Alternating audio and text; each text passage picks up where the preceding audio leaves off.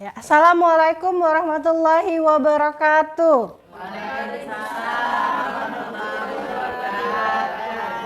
Apa kabarnya ibu-ibu semuanya?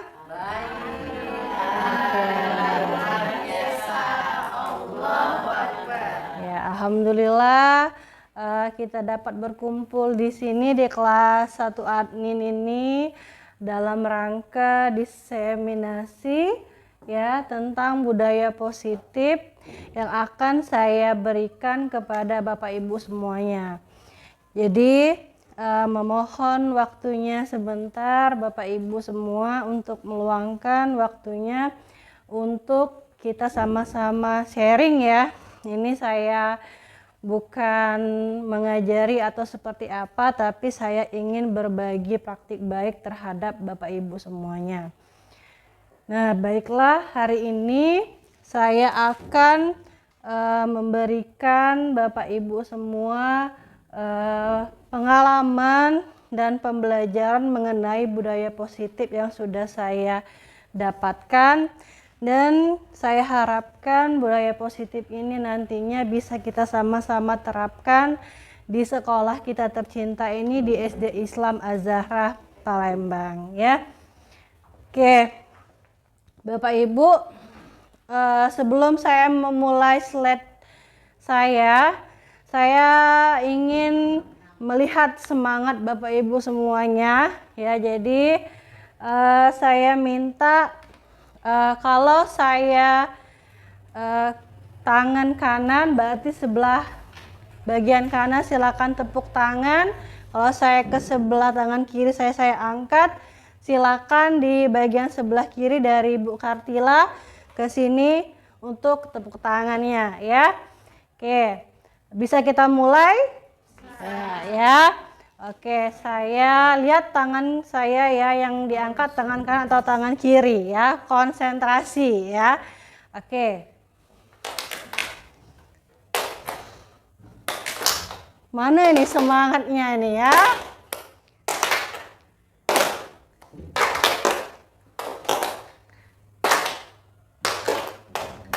Oke ya, tepuk tangan untuk kita semua ya.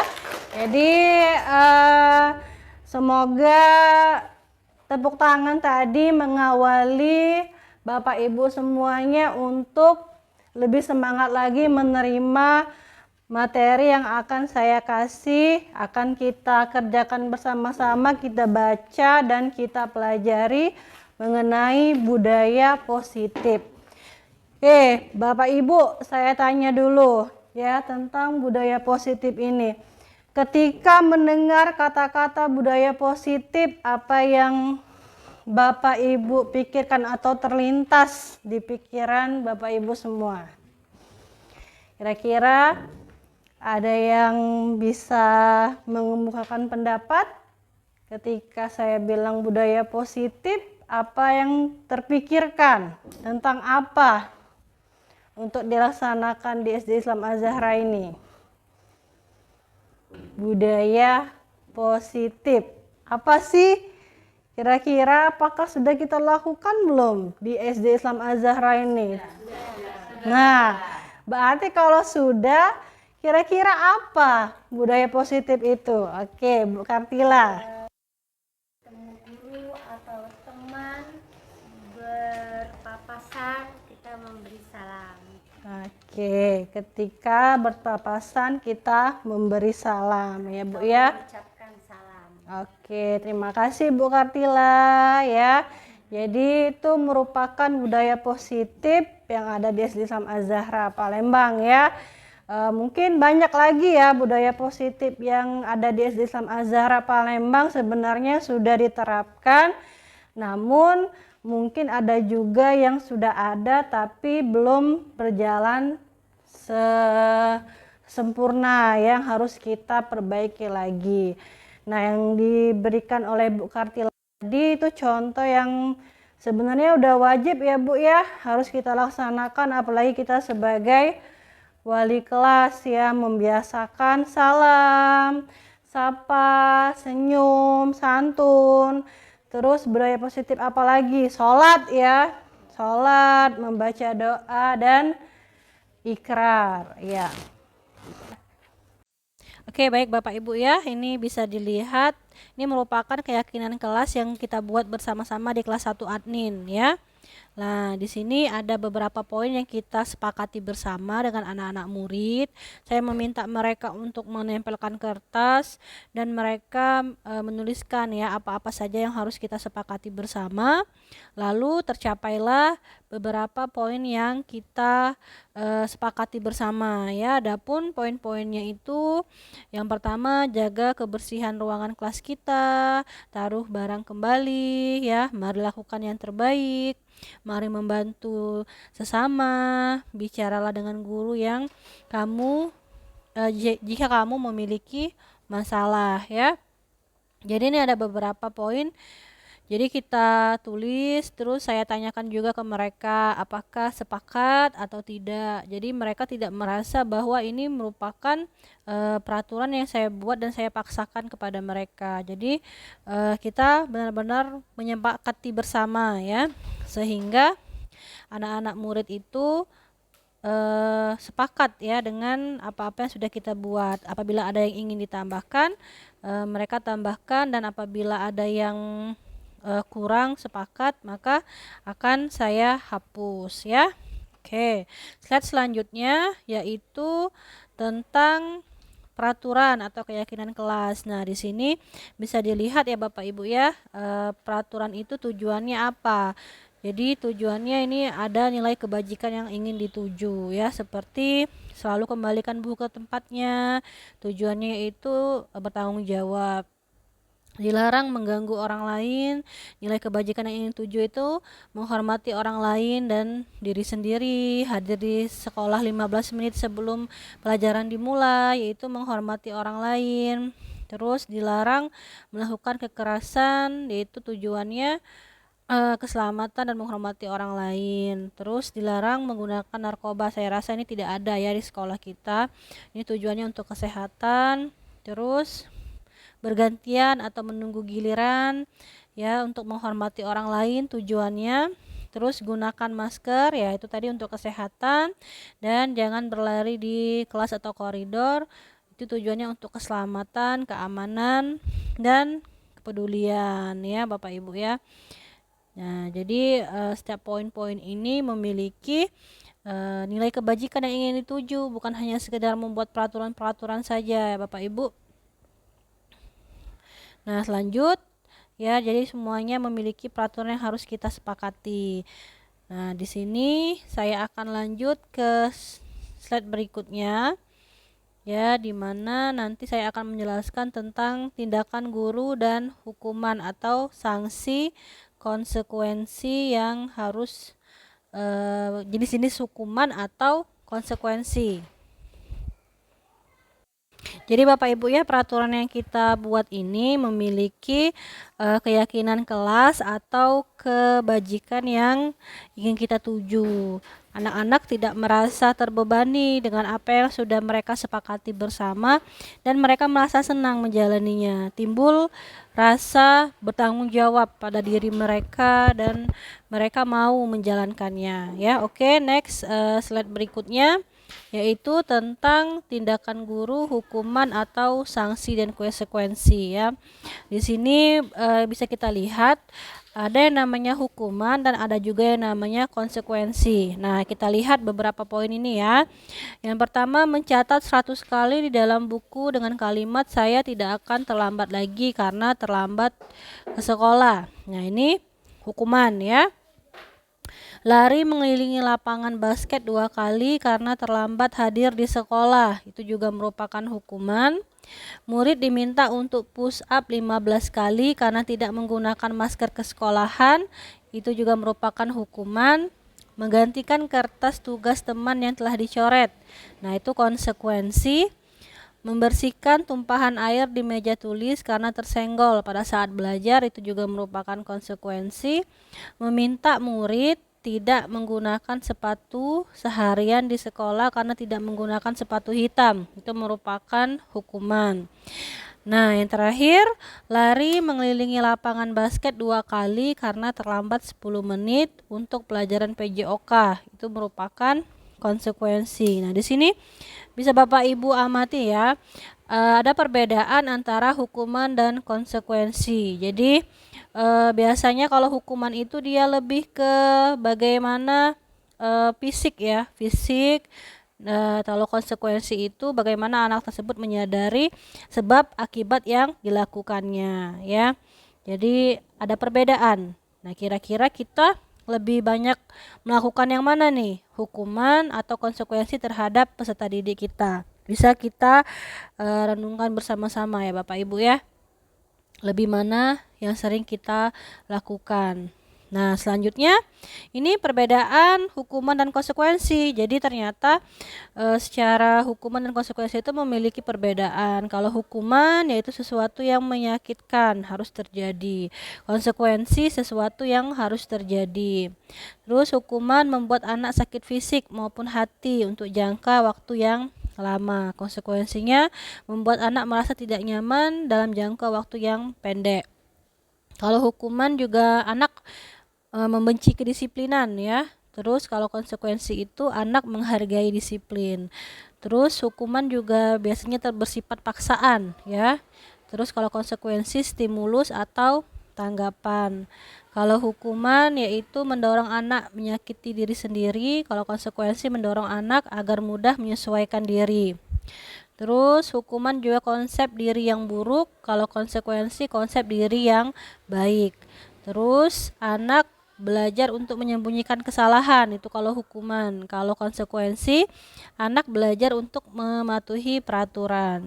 Dan juga kalau hukuman itu anak merasa marah, rasa bersalah, dipermalukan, merasa tidak dihargai.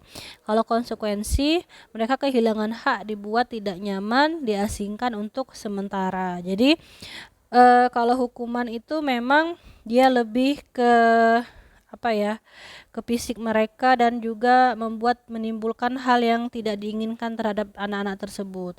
Sedangkan konsekuensi itu biasanya meyakinkan anak-anak tersebut untuk tidak mengulangi hal tersebut, dan biasanya juga efeknya itu tidak terlalu lama ya, karena mereka tahu sebab akibatnya. Kita sadari dulu dan mereka tidak akan mengulanginya kembali. Jadi Bapak Ibu ya, bisa kita amatin ya bahwa ternyata hukuman dan konsekuensi itu memiliki perbedaan yang sangat jelas ya. Kalau dia lebih banyak, kalau hukuman itu kan lebih banyak menyakitkan ya. Jadi anak-anak membuat dia merasa bersalah, merasa dipermalukan ya, merasa tidak dihargai. Nah, kalau konsekuensi itu memang dia harus terjadi. Jadi misalnya dia menjatuhkan air minum di temannya ya, di meja temannya. Nah, dia sudah tahu konsekuensinya, oh berarti mejanya basah. Dan apa yang harus dilakukan atas tindakan dia ya, berarti dia harus membersihkan meja tersebut. Jadi sebab akibatnya dia sudah mengetahui. Jadi mereka tidak merasa dipermalukan dan mereka juga tidak merasa terpaksa melakukan konsekuensi itu. Jadi konsep diri yang baik. Jadi kita menyadarkan anak-anak itu bahwa setiap apa yang mereka perbuat, apa yang mereka lakukan, mereka harus bertanggung jawab dan mereka juga harus mencari solusi dari apa yang telah mereka lakukan. Seperti itu ya. Oke, lanjut. Kebutuhan dasar manusia. Jadi kebutuhan dasar manusia ini ada 4 ya Bapak Ibu ya. Jadi bisa kita lihat di gambar sini. Yang pertama yaitu cinta, kasih, rasa memiliki dan dimiliki. Yang kedua penguasaan atau power ya. Yang ketiga itu kesenangan. Yang keempat itu kebebasan. Nah, jadi ada 4 kebutuhan dasar manusia yang harus kita penuhi, bukan hanya kita sebagai guru, tetapi juga sebagai murid ya. Jadi ada kebutuhan-kebutuhan yang harus kita perhatikan untuk diri mereka. Nah, di mana semua kebutuhan dasar ini harus terpenuhi dengan baik. Jika tidak terpenuhi dengan baik, maka ada sesuatu hal yang akan terjadi pada diri kita. Nah, kita lihat nanti apa-apa saja pembahasannya mengenai 5 kebutuhan dasar manusia ini ya. Nah, seperti kebutuhan dasar memiliki rasa cinta. Nah, ternyata semua anak murid itu juga harus dicintai ya, harus dimiliki, harus kita berikan perhatian yang lebih. Terus untuk penguasaan. Nah, ternyata bukan hanya kita saja ya, ternyata murid juga ada kebutuhan dasar penguasaan. Setiap mereka akan ada yang namanya rasa ingin menguasai ya. Terus kesenangan. Nah, di sini ya saya akan bahas satu-satu tentang poin-poin itu. Nih, kebutuhan berdasar hidup. Nah, kebutuhan berdasar hidup itu adalah kebutuhan yang bersifat fisiologis untuk bertahan hidup, misalnya kesehatan, rumah, dan makanan. Seks sebagai bagian dari proses produksi, reproduksi termasuk kebutuhan untuk tetap bertahan hidup. Komponen psikologis pada kebutuhan ini meliputi kebutuhan akan perasaan aman ya. Jadi ternyata kebutuhan berdasar bertahan hidup ini merupakan kebutuhan yang penting yang harus dipenuhi ya, agar tercipta rasa perasaan aman ya. Oke, selanjutnya. Oke ya, jadi sudah kita lihat dan saya paparkan juga mengenai cinta dan kasih sayang. Jadi bukan hanya kita saja, tetapi anak murid kita juga ini ya memiliki kebutuhan untuk mencintai dan dicintai ya, untuk meliputi kebutuhan akan hubungan dan koneksi sosial ya. Jadi berteman ya, teman kerja, teman di kelas ya, dan kelompok di mana kita bisa bergabung. Jadi kita juga harus memiliki perhatian terhadap anak murid kita. Apakah mereka sudah bisa diterima di kelompok di mana dia berada di kelas. Jangan sampai ada yang namanya anak satu sama yang lain saling bermusuhan, tidak mau menerima, terus memilih-milih teman. Nah, ini harus menjadi perhatian sebagai kita wali kelas ataupun sebagai guru ya. Oke. Lanjut, penguasaan atau kebutuhan pengakuan atau kemampuan. Nah, jadi ternyata setiap manusia itu juga memiliki kebutuhan untuk diakui ya kemampuannya. Nah, kebutuhan ini berhubungan dengan kekuatan untuk mencapai sesuatu, menjadi kompeten, menjadi terampil, diakui atas prestasi dan keterampilan kita, didengarkan, dan memiliki rasa harga diri. Kebutuhan ini meliputi keinginan untuk dianggap berharga, bisa membuat perbedaan, bisa membuat pencapaian, kompeten, diakui, dan dihormati ya. Anak-anak yang memiliki kebutuhan dasar akan kekuasaan yang tinggi biasanya selalu ingin menjadi pemimpin. Nah, mereka juga suka mengamati sebelum mencoba hal baru dan merasa kecewa bila melakukan kesalahan.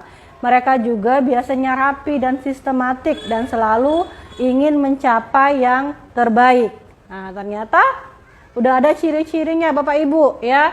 Jadi kalau ada anak yang dia ingin selalu mencoba hal yang baru, ingin selalu jadi pemimpin, ternyata dia memiliki kebutuhan yang tinggi untuk yang namanya penguasaan ya.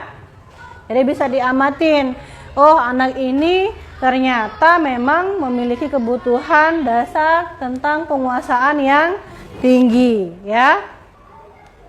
Oke, lanjut. Selanjutnya kebebasan ya, kebutuhan akan pilihan. Nah, ini juga kita ya harus sadar akan kebutuhan ini. Kebutuhan untuk bebas adalah kebutuhan akan kemandirian, otonomi, memiliki pilihan dan mampu mengendalikan arah hidup seseorang. Anak-anak dengan kebutuhan kebebasan yang tinggi menginginkan pilihan ya. Mereka perlu banyak bergerak, suka mencoba-coba, tidak terlalu terpengaruh orang lain, dan senang mencoba hal yang baru dan menarik. Nah, ini biasanya juga kalau kita sering melihat anak didik kita, Bu, kayak gini kok, kayak gini aja. Nah, itu mungkin anak-anak tersebut memiliki kebutuhan kebebasan yang tinggi. Biasanya juga, Bu bosen bu ngerjain yang ini, mau yang ini bu, pengen yang ini. Nah itu mungkin anak tersebut memiliki kebutuhan kebebasan yang tinggi terhadap dirinya. Jadi kita harus menerapkan hal-hal yang baru dan menyenangkan untuk dicoba sama anak tersebut ya. Nah ini selanjutnya kesenangan. Jadi siapa di sini Bapak Ibu yang tidak membutuhkan kesenangan ya? Semuanya membutuhkan kesenangan ya. Kesenangan atau kebutuhan untuk merasa senang. Kebutuhan akan kesenangan adalah kebutuhan untuk mencari kesenangan, bermain dan tertawa. Anak-anak dengan kebutuhan dasar kesenangan yang tinggi biasanya ingin menikmati yang dilakukan. Mereka juga konsentrasi tinggi saat mengerjakan hal yang disenangi. Mereka suka bermain dan suka mengoleksi barang-barang, suka bergurau, suka melucu dan suka menggemaskan, bahkan saat bertingkah laku. Nah ini biasanya mereka juga biasanya memilih beberapa mata pelajaran yang dia sukai. Jadi biasanya kalau dia dapat pelajaran yang dia sukai, maka dia akan benar-benar konsentrasi menyelesaikannya. Nah, tetapi kalau ada pelajaran yang menurut dia membosankan, maka anak tersebut biasanya akan mengabaikan tugas-tugas guru itu ya. Jadi bagaimana kita seorang guru juga memperhatikan ya kebutuhan dasar anak murid kita. Nah, di sini saya ada kasus Bapak Ibu ya. Nah, di sini boleh dilihat dan dibaca ya kasusnya. Ada pertanyaan pemantik yang saya harapkan Bapak Ibu bisa menjawabnya ya. Ibu Ambar, guru wali kelas 2A di SD Pelita Hati sedang bingung menghadapi ulah salah satu murid di kelasnya, Doni. Beberapa anak di kelas 2A telah datang padanya dan mengeluhkannya. Doni yang seringkali meminta bekal makan siang mereka dengan paksa. Jika Anda menghadapi situasi seperti Ibu Ambar, apa yang akan Anda lakukan? Menurut Anda, kira-kira apa alasan Doni melakukan hal tersebut? Nah, Bapak Ibu, nanti saya akan kasih kertas ya, sticky note. Silakan dituliskan jawabannya ya, lalu ditempel di papan sebelah kiri ya. Saya kasih, silakan kirim tulisan jawaban dari pertanyaan pemantik dari soal ini. Ya, saya bagikan terlebih dahulu ya. Ya, boleh silakan dituliskan alasan dan bagaimana cara Bapak Ibu menanggulangi kasus tersebut ya.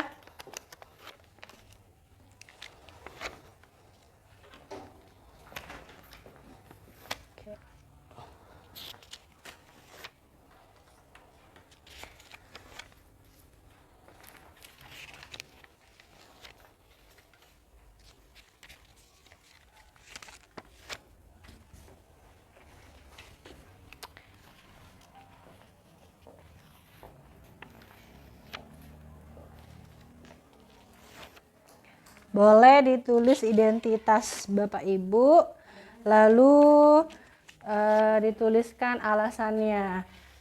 Kira-kira kenapa anak tersebut sering sekali mengambil makanan paksa dan apa tindakan yang harus Bapak Ibu lakukan sebagai guru dan bagaimana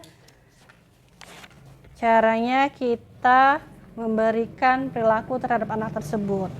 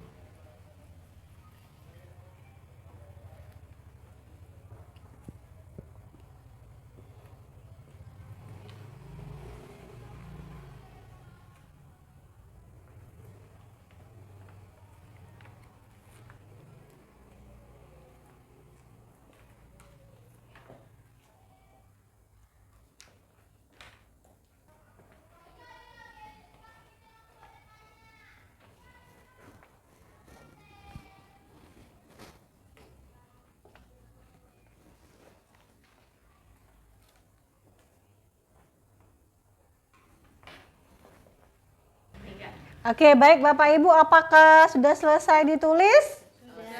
Oke, sudah selesai ditulis, sudah selesai mengemukakan pendapat, ya.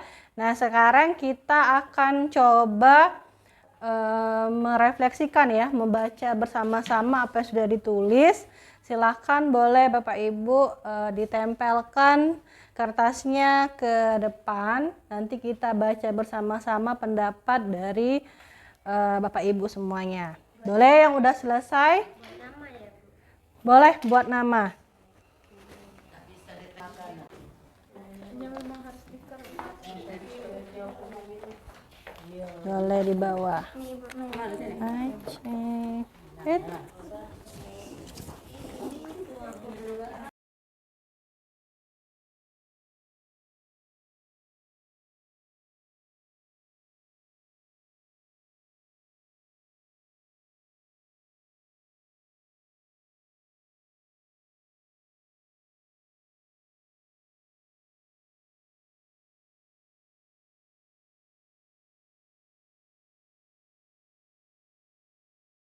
Oke, baik Bapak Ibu ya, kita coba membaca hasil dari refleksi Bapak Ibu semua ya. Ini dengan cara menegurnya, tanyakan langsung kepada anak tersebut mengenai kejadian sudah terjadi. Ketika mereka sudah menjelaskan, maka gurulah yang jadi pendengar atau penasehatnya. Lanjut, ini ada dari Ibu Uci. Alasan anak mengambil paksa makanan temannya karena ia selalu ingin memiliki juga apa yang dimiliki temannya.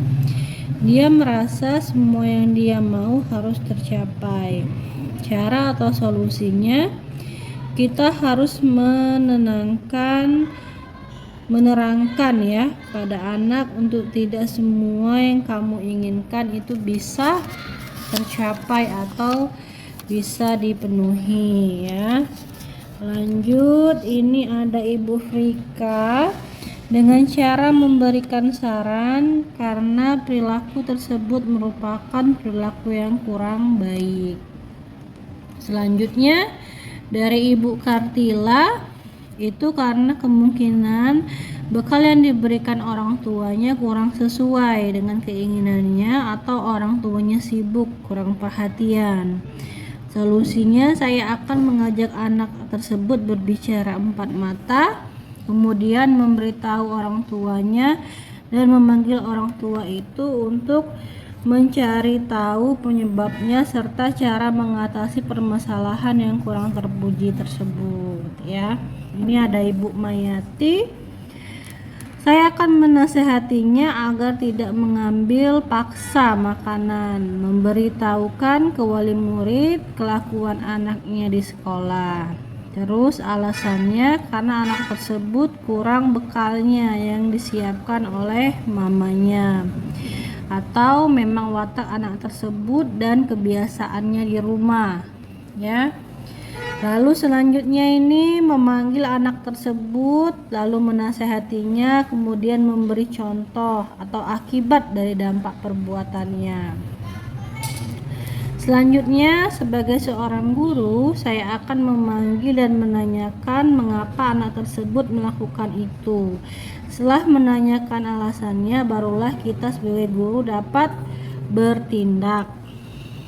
Nih, selanjutnya alasannya anak merasa tidak terpenuhi makanannya. Solusinya, melakukan pendekatan kepada anak serta memberi arahan yang baik kepada anak bahwa yang dilakukan anak itu ada batasannya. Selanjutnya, alasan mengambil makanan, tidak membawa makanan. Kedua, karena kepengen dengan makanan teman, bosan dengan makanan yang dibawa dari rumah. Cara menanggulanginya, menasehati tidak mengambil makanan teman. Kalau kepengen minta saja dengan teman. Bilang sama ibu minta dibawakan makanan yang dibawa teman. Lanjut, mungkin anak tersebut tidak membawa makanan. Mungkin anak tersebut ingin sekali makanan yang punya kawan tersebut. Caranya menasehati anak tersebut untuk membawa makanan dari rumah. Lanjut, kenapa anak sering mengambil atau meminta paksa makanan temannya? Mungkin anak tersebut sering memaksa, mengambil paksa makanan temannya karena makanan temannya dibuat unik-unik ya oleh orang tuanya. Bisa kemungkinan juga anak tersebut tidak membawa bekal atau uang jajan sehingga memaksa mengambil. Solusinya mungkin anak itu diberikan nasihat dan bertanya kepada anak tersebut kenapa ia mengambil paksa makanan temannya. Lanjut, ada Ibu Ita.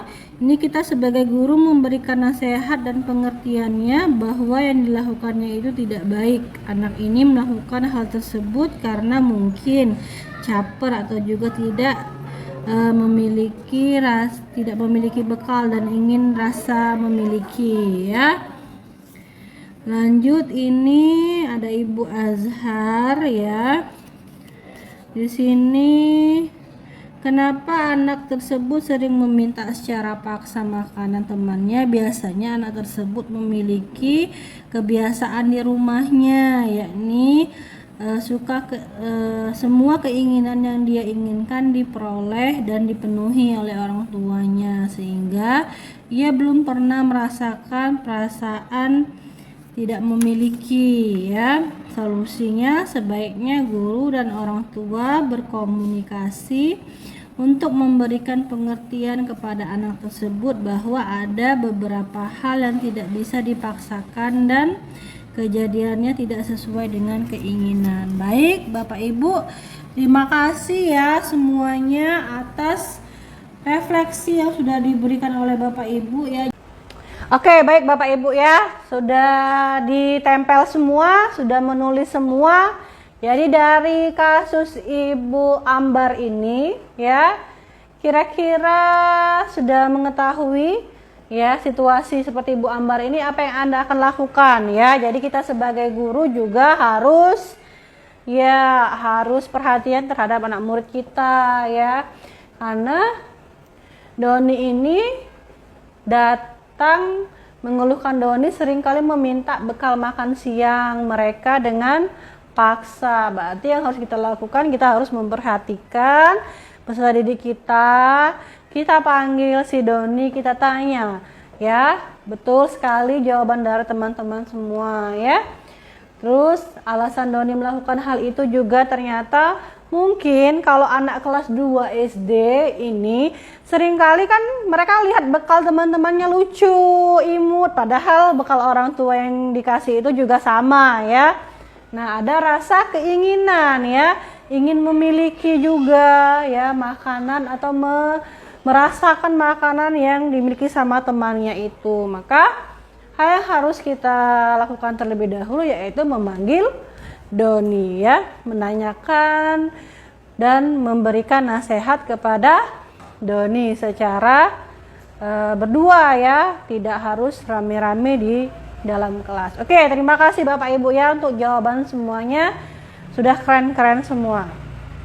Baik, kita lanjut ya, kita lanjut ke slide berikutnya tentang 5 posisi kontrol guru. Nah, jadi di sini apa sih? Nah, ya, di mana posisi Anda saat ini?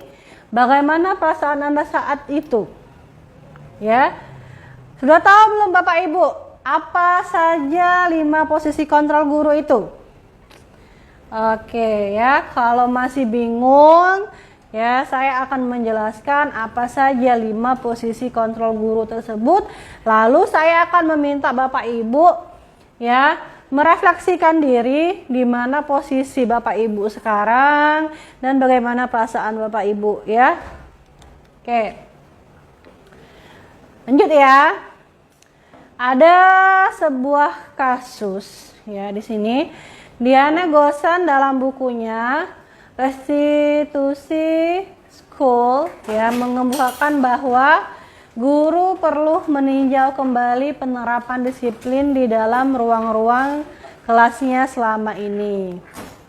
Melalui serangkaian riset dan bersandar pada kontrol ya Dr. William Glasser berkesimpulan ada 5 posisi kontrol yang diterapkan seorang guru, orang tua ataupun atasan dalam melakukan kontrol ya. Kelima posisi kontrol tersebut adalah yang pertama penghukum, yang kedua membuat orang merasa bersalah, yang ketiga teman, yang keempat monitor atau pemantau, yang kelima manajer. Nah, jadi ini ada 5 posisi kontrol Bapak Ibu ya. Silakan direfleksikan ya Bapak Ibu semua ini ada di mana posisi kontrolnya ya. Apakah selama ini mengajar di kelas sebagai penghukum, ataukah sebagai pembuat orang merasa bersalah, ataukah sebagai teman, ataukah sebagai monitor, atau sebagai manajer ya. Nih, ini akan saya paparkan lagi Bapak Ibu ya. Apa perbedaan dari 5 posisi kontrol ini ya? Kita bahas satu-satu dari menghukum. Oke, Bapak Ibu, slide selanjutnya yaitu menghukum ya. Nah, ini seperti yang sudah saya singgung-singgung tadi di slide yang di awal-awal ya. Seorang penghukum bisa menggunakan hukuman fisik maupun verbal. Orang-orang yang menjalankan posisi penghukum senantiasa mengatakan bahwa murid ya di sekolah memerlukan sistem atau alat yang dapat menekan murid-murid lebih dalam lagi. Guru-guru yang menerapkan posisi penghukum akan berkata, patuhi aturan saya atau awas. Kamu selalu saja salah. Selalu, pasti selalu yang terakhir selesai. Guru seperti ini senantiasa percaya hanya ada satu cara agar pembelajaran bisa berhasil, yaitu cara dia dengan memberikan penghukuman kepada murid tersebut ya. Jadi bisa kita refleksikan apakah cara mengajar kita terhadap murid kita sering menggunakan kata-kata seperti ini ya. Kalau kita sering menggunakan kata-kata seperti ini berarti kita termasuk penghukum. Lanjut, membuat orang merasa bersalah. Nah, ini ya, pada posisi ini biasanya guru akan bersuara lebih lembut. Pembuat orang merasa bersalah akan menggunakan keheningan yang membuat orang lain merasa tidak nyaman, bersalah atau rendah diri. Kata-kata yang keluar dengan lembut akan seperti ini ya. Ibu sangat kecewa sekali dengan kamu. Berapa kali Bapak harus memberitahu kamu? Gimana coba kalau orang tua kamu tahu kamu berbuat begini? Nah, di posisi ini murid akan memiliki penilaian diri yang buruk tentang diri mereka. Murid merasa tidak berharga dan telah mengecewakan orang-orang yang disayanginya. Jadi, membuat rasa bersalah ini seorang guru ini akan memberikan kata-kata yang akan membuat anak-anak merasa bahwa mereka itu mengecewakan orang lain atau orang-orang yang disayanginya ya, seperti orang tuanya atau lingkungan keluarganya. Lanjut, teman. Nah, ini guru pada posisi ini tidak akan menyakiti murid, namun akan tetapi berupaya mengontrol murid melalui persuasi. Posisi teman pada guru bisa negatif ataupun positif ya. Nah, ini biasanya kata-katanya dia mengajak murid itu sebagai temannya ya. Ayo bantulah demi Bapak ya. Ayo ingat tidak bantuan Bapak selama ini. Ya sudah, kali ini tidak apa-apa. Nanti Ibu bantu bereskan ya. Hal negatif dari posisi teman adalah bila suatu saat guru tersebut tidak membantu, maka murid akan kecewa dan berkata, saya pikir Bapak teman saya. Nah, murid merasa dikecewakan dan tidak mau lagi berusaha. Hal lain yang mungkin timbul adalah murid hanya akan bertindak untuk guru tertentu dan tidak untuk guru lain. Murid akan tergantung dengan guru tersebut. Nah, ternyata posisi teman ini juga tidak baik ya Bapak Ibu ya. Karena bisa membuat anak tersebut atau murid tersebut hanya bergantung pada satu guru saja. Jadi dia mau kemana-mana sama guru ini, apa-apa sama guru ini, kayak itu ya. Nah, selanjutnya posisi monitor atau pembantu. Nah, pada saat kita mengawasi, kita bertanggung jawab atas perilaku orang-orang yang kita awasi. Posisi pemantau berdasarkan pada peraturan dan konsekuensi, ya. Pertanyaan yang diajukan sebagai pemantau itu biasanya seperti ini. Peraturannya apa? Apa yang telah kamu lakukan?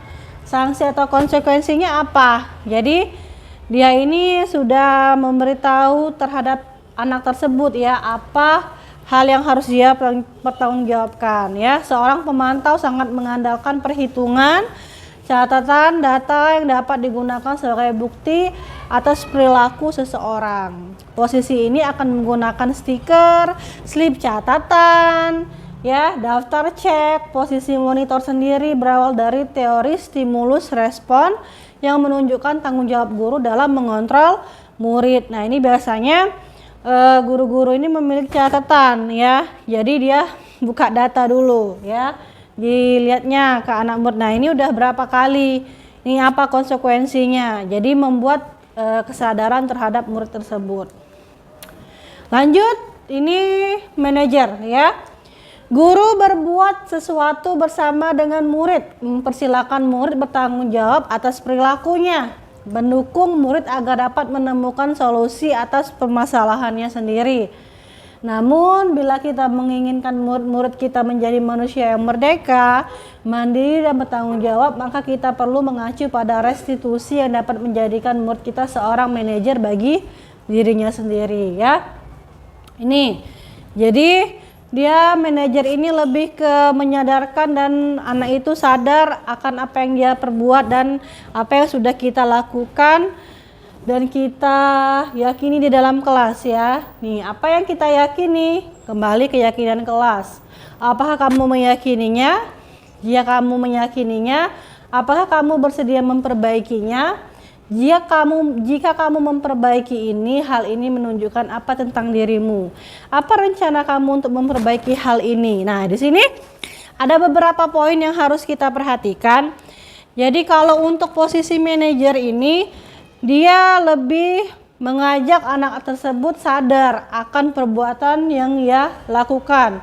Jadi guru menanyakan kembali apa yang sudah dilakukan diyakini di kelas, terus menanyakan kembali apakah anak tersebut mau memperbaikinya, dan menanyakan apa rencana anak tersebut untuk memperbaiki dari tingkah laku yang sudah ia lakukan, ya.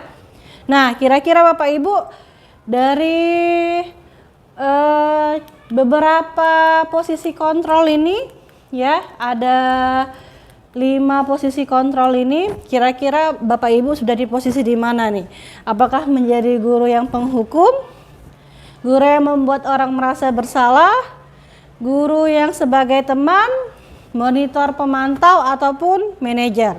Nah, dari 5 ini sebenarnya kalau kita lihat tadi sudah kita pahami bersama-sama, posisi kontrol yang terbaik itu ada di poin manajer, ya.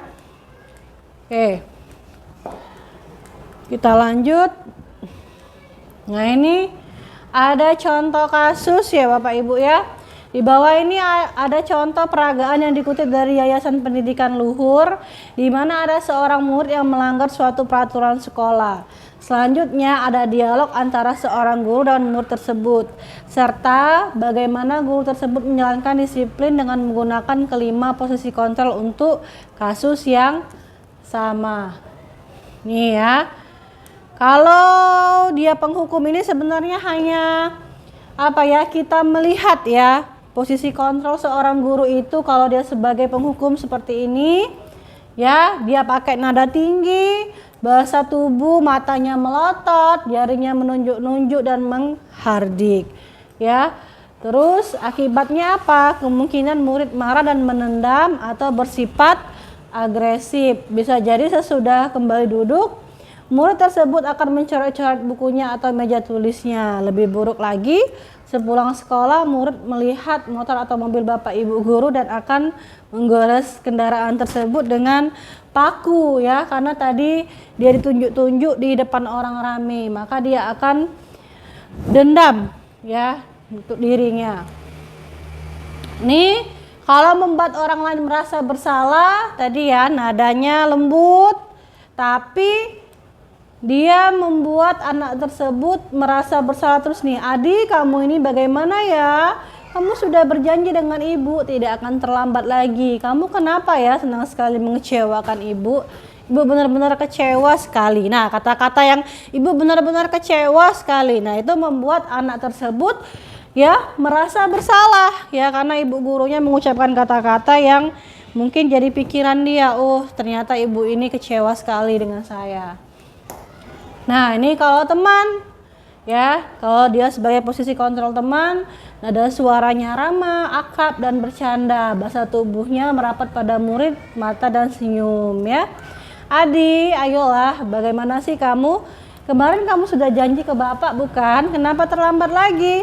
Ya sudah, tidak apa-apa, duduk sana, nanti Pak Guru bantu kamu kesini. Nah ini ya, jadi ini ada posisi negatifnya nih. Kira-kira yang mana Bapak Ibu posisi negatifnya ya? Posisi negatifnya karena dia terlambat nih, dia merasa aman. Oh iya, ternyata saya dibantu nih sama Bapak Ibu gurunya. Ya, ketika dia datang terlambat lagi, dikasih senyuman karena sebagai teman tadi, dan dia masuk kelas dan dia akan mengulangi, kemungkinan besar dia akan mengulangi karena dia apa? Dia merasa ada guru yang membackupnya. Nah, ini posisi pemantau ya. Nada suara datar, bahasa tubuh yang formal, guru. Nih, Adi, tahukah kamu jam berapa kita mulai? Tahu, Pak. Kamu terlambat 15 menit. Nah, ini ya. Ya benar, nanti saat jam istirahat kamu harus sudah di kelas untuk menyelesaikan tugas yang tertinggal tadi. Saya tunggu ya. Jadi ini kalau untuk pemantau ini dia memberikan konsekuensi terhadap keterlambatan anak tersebut. Nah, kalau manajer ya, ini tadi dia menggunakan segitiga restitusi. Jadi di sini dia menanyakan apa yang kamu ketahui, jam berapa sekolah dimulai. Dia membuat kesadaran ya, kesadaran terhadap murid tersebut. Nih di sini ya. Tahu Pak, jam 7 kamu terlambat, kira-kira bagaimana kamu akan memperbaiki masalah ini. Jadi dia membuat anak tersebut berpikir nih, dia udah datang terlambat, terus apa yang harus dia perbaiki dari masalah terlambat tersebut. Terus saya bisa menanyakan ke teman saya, Pak, untuk mengerjakan tugas yang tertinggal. Nah, baik, katanya, apakah besok ada masalah kamu untuk hadir tepat waktu? Apakah akan ada masalah untuk kamu agar bisa hadir tepat waktu? Tidak, Pak, saya bisa hadir tepat waktu. Baik, saya hargai usaha kamu untuk memperbaiki diri. Jadi di sini ya, Pak gurunya ini tidak menekankan banyak hal, tapi dia membuat si Adi ini sadar bahwa dia datang terlambat, konsekuensinya apa kalau dia datang terlambat, dan bagaimana usaha si Adi ini untuk datang ke sekolahan tepat waktu ya. Ini ya. Di sini ada tabel ya, bisa Bapak Ibu perhatikan dan lihat saja. Ya, di sini ada identitas gagal, identitas berhasil, dan identitas keberhasilan atau sukses ya. Nah, ternyata dari posisi kontrol itu banyak hal yang bisa kita pelajari ya. Nah, ini tadi yang sering saya bilang tadi tentang manajer restitusi. Apa sih itu restitusi? Nah, ini ya.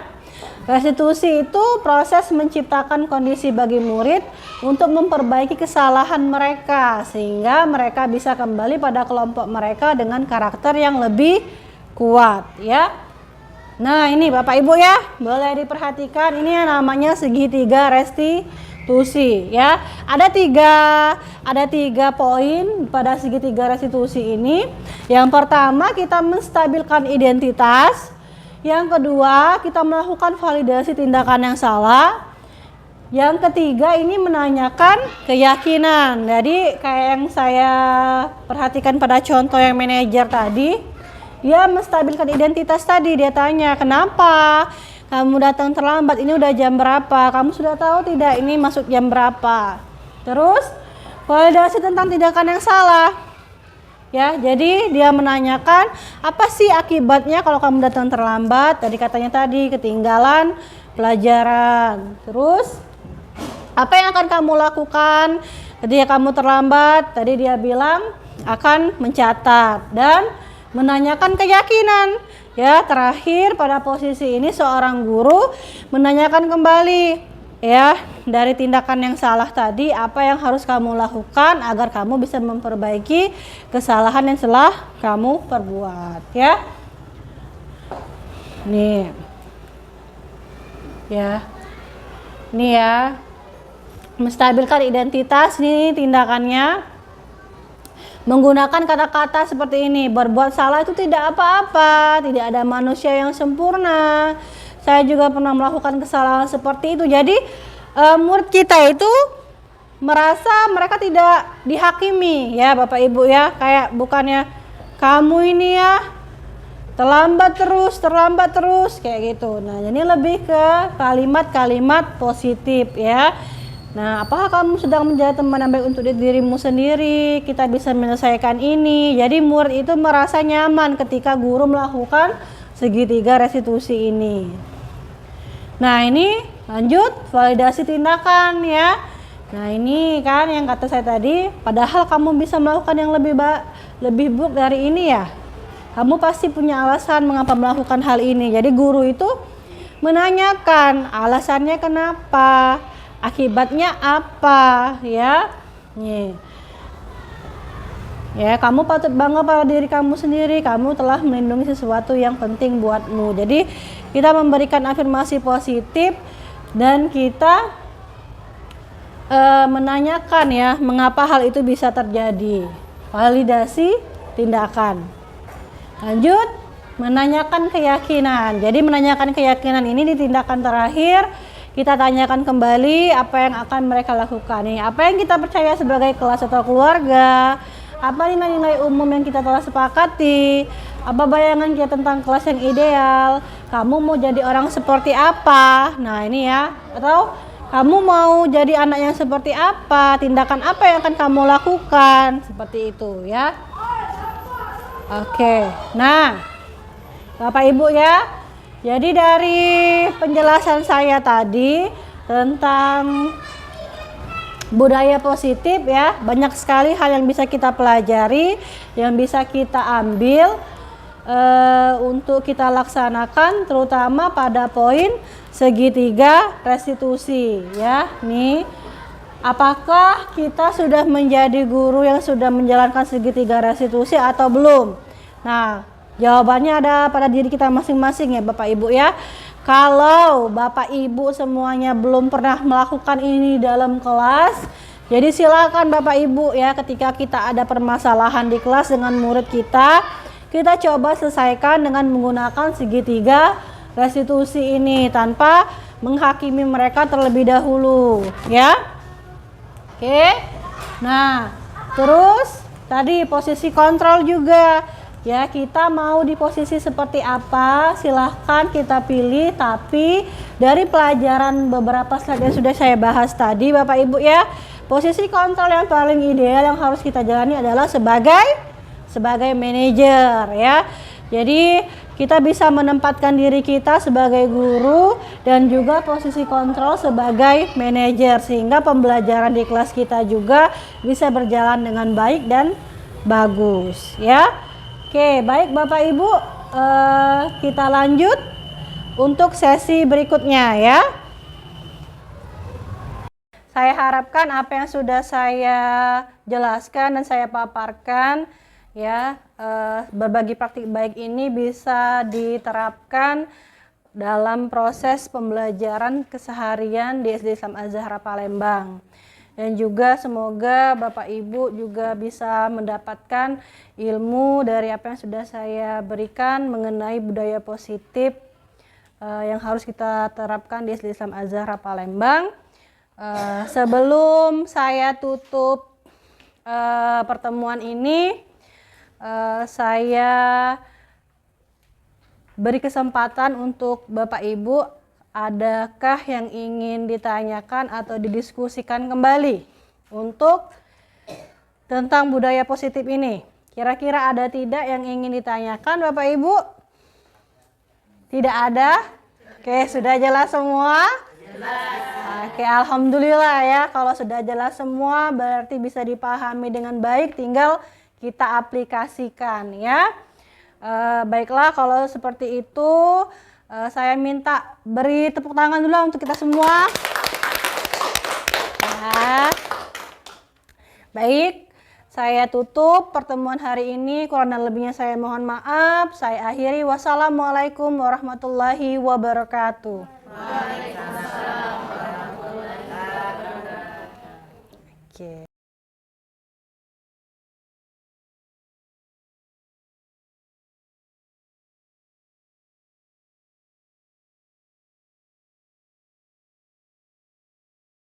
Assalamualaikum warahmatullahi wabarakatuh.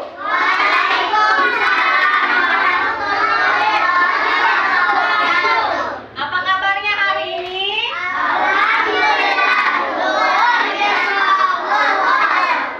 Ya, hari ini kita akan melanjutkan pembelajaran di kelas kita. Tapi sebelum melanjutkan pembelajaran kelas kita, Ibu akan melakukan bersama-sama dengan kalian membuat kesepakatan kelas. Nah, Ibu tanya dulu dong, ada yang tahu nggak apa itu kesepakatan kelas? Apa sih? Lihat katanya kesepakatan. Kira-kira apa? Sepakat. Oke, good. Ya berjanji kata Noveza. Good. Ada yang lain? Apa? Kira? Oke, itu contohnya ya. Jadi nanti kita akan membuat kesepakatan kelas. Kesepakatan kelas itu artinya kita kelas 1 admin ini sama-sama menyepakati aturan yang akan kita laksanakan di kelas 1 admin, tapi seluruhnya harus sama-sama setuju. Sepakat artinya menyepakati, menyetujui bahwa peraturan itu kita buat bersama-sama, lalu nanti kita aplikasikan dalam pembelajaran kita sehari-hari di kelas 1 admin. Nah, Bu, apa saja Bu kesepakatan kelas itu? Banyak. Misalnya, ya, dari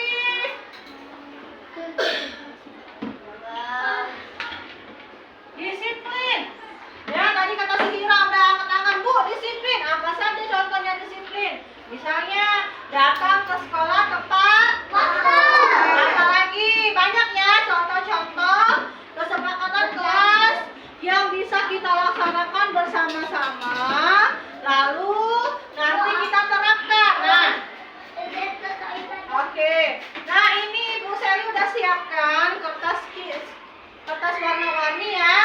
Nah, kita mulai dari warna kuning dulu ya. Nanti kalian siapkan pena pensilnya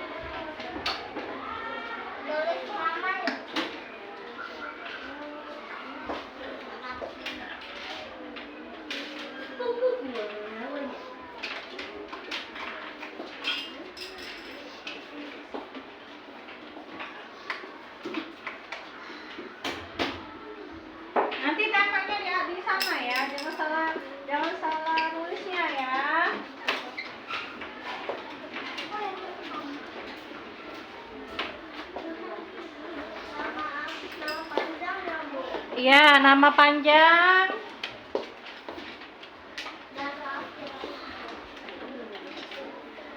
Nah, kira-kira apa? Nanti kita baca bareng-bareng nih. Apa yang ingin kalian terapkan di kelas 1A? Nih, oke.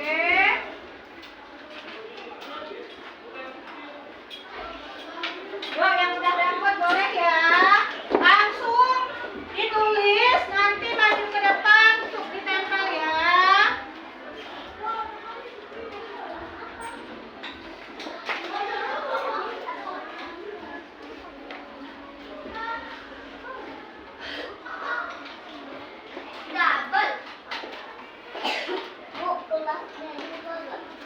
Nah, nggak usah kelasnya. Namanya oke. Oke, ya, misalnya Bu, disiplin ini ya, mau datang tepat waktu, mengerjakan PR, tidak terlambat, rajin mengerjakan tugas, itu contoh-contoh kesepakatan kelas ya. Boleh kalian mau tulis apa? Dituliskan kira-kira apa yang ingin kita terapkan bersama-sama di kelas 1A. Nih, oke.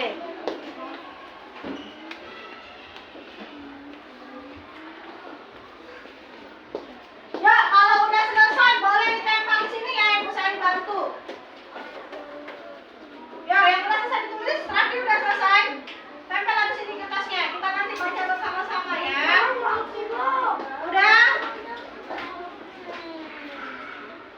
Disiplin. Apa yang ingin kalian terapkan di kelas kita? Misalnya, mengerjakan PR tepat waktu, mengerjakan tugas, tidak ngobrol di kelas, tidak datang terlambat. Boleh 2, boleh 3, boleh. Kalau udah langsung tempel sini ya. Boleh cuma 1 nggak apa-apa. Yuk, yang udah boleh tempel sini ya. Di tempat lemnya ya, nanti lemnya bisa tempel.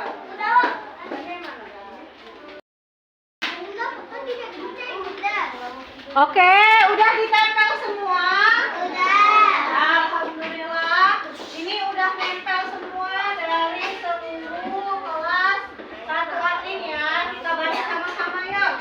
Ya, ini ada tidak terlambat.